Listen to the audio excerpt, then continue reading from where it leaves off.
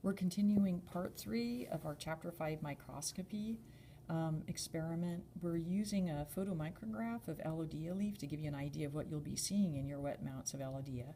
So Elodea is an aquatic plant. Aquatic means it lives in water. It's a member of the kingdom Plantae, which means it's a multicellular organism. It contains chloroplasts, and the chloroplasts are these beautiful round organelles here. The function of the chloroplasts is they contain chlorophyll A, which permits plants to carry out oxygenic photosynthesis. They can take carbon dioxide and water. In the presence of light and chlorophyll A, they can reduce the CO2 to organic molecules like glucose, and in the process they're going to release molecular oxygen. So plants are what we call photoautotrophs. Photo, light is their energy. Autotroph, they're self-feeders. They can use CO2 as a source of carbon and make their own organic molecules. Now, plants are what we describe as eukaryotes. They have a nucleus, and here in this little photo micrograph we can see the nucleus here.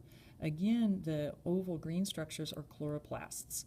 And hopefully in your Elodea leaf, if you have young leaves, we'll see that you'll actually see the chloroplasts moving through a process called cytoplasmic streaming. And they'll usually be moving around the periphery of the cell, because in this central region is a large central vacuole that's we probably won't be able to see it, but it takes up most of the space in the center of the cell. So we'll see the chloroplasts moving around the outside. Okay.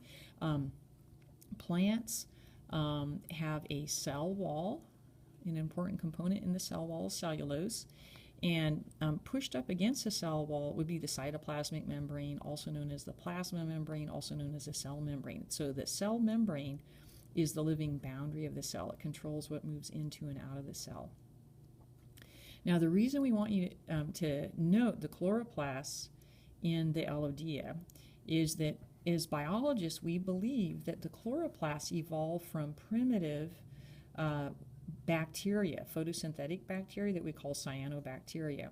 So as part of this lab, you'll also be looking at prepared slides of a cyanobacterium called nostoc or anabinet.